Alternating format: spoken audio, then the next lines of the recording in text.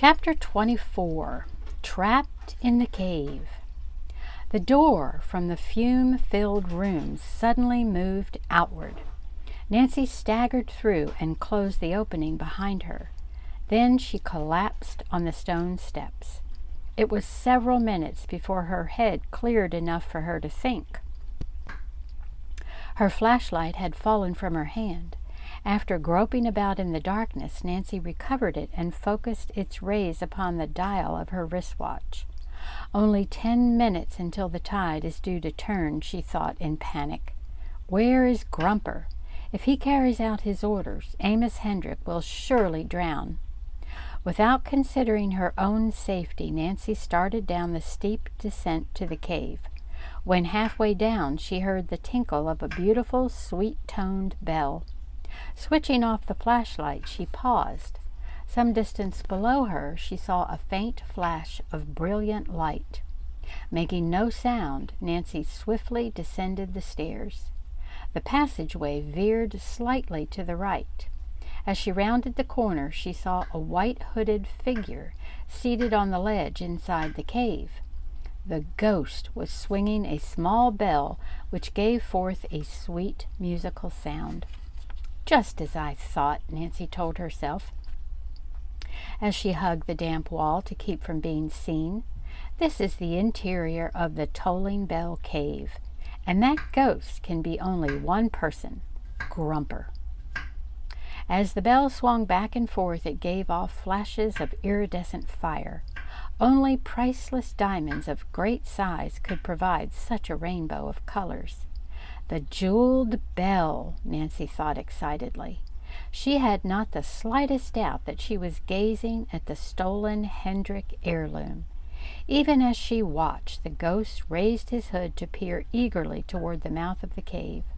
Suddenly she heard the splash of oars and realized that someone in a boat had ventured deep into the cavern. Was the person Amos Hendrick, or perhaps another member of the Moncure outfit? Glancing nervously at her watch, Nancy waited. At intervals, Grumper tinkled the bell. When the boat came quite close, he suddenly stripped off his disguise and flung it aside. Then, still clutching the precious bell, he crept forward. Nancy now could see that the man in the boat was Amos Hendrick. Presently he tied up the boat and stepped onto the rocky ledge. As he did so, he saw the half-crouched figure. "Grumper," he exclaimed, "so we meet at last." "Yes, you trailed me to Candleton, but it will do you no good," cackled the deformed little man. "You're wrong about that," retorted A.H. His eyes gleamed as he looked at the bell. "I won't haggle over price, but you'll sell it or go to jail." Grumper chuckled evilly. "That's impossible. You couldn't get the police if you tried. It's too late. The hour of doom is upon you. The bell is mine, and I also will taste revenge for what your father did to my father." "Grumper, you're crazy. My family always treated your father with more respect and consideration than was his due. The truth is, he robbed my grandfather while working in his forge. Give me the bell." "Neither of us will live to keep it," the elfin man retorted, backing away. "It will disappear, just as the ghost who has frightened folks away from this cave will vanish forever." "You're talking wild. Give me that bell, or I'll take it from you. I have 3 times your strength, Grumper." "You may seize the bell, but you'll drown. Any moment now the waters from the ocean will rush through this cave." Nancy, who knew the threat was no idle one, called frantically from the stairway. A.H., it's true. The tide will turn any minute. We must all get out of the cave before it's too late." The old man looked at the girl as if she were a ghost. "Nancy Drew," he exclaimed, "how did you get here?" "Never mind, we're all in danger." "Oh, yes, the tide," exclaimed A.H. in a startled voice. "I forgot." "Come with me up these stairs," the girl ordered. Grumper snarled at the girl and barred the man's path. "You'll have to fight me to get past here," he chortled. "Anyway, it's too late. I can hear the water now." Hopping about gleefully, the crazed fellow swung the bell. A.H. pushed him aside and dashed for the steps. Grumper indulged in a fit of sardonic laughter. "The waters of the cave will swirl to the very top of the stairs," he chuckled. "You can't open the door without a key because it locks itself from this side." "Quick, you fool!" Hendrik cried. "Give us the key."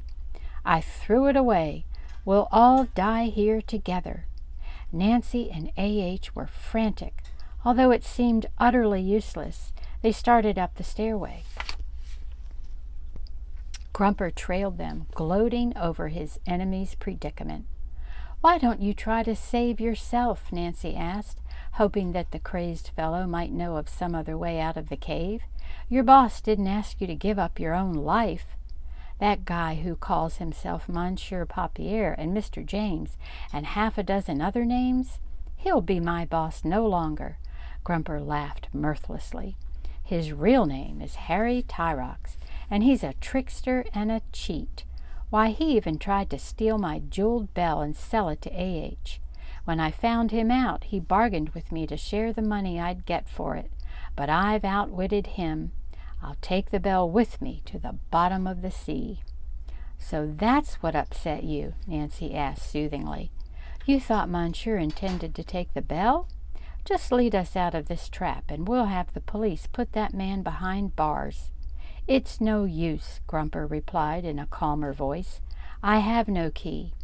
Even if I could open the door, we could not escape through the fume-filled laboratory." "Then we really are trapped here?" Nancy asked, losing heart for the first time. "Yes, we're trapped. You're young and pretty. I'm sorry you have to go too. I tried to warn you.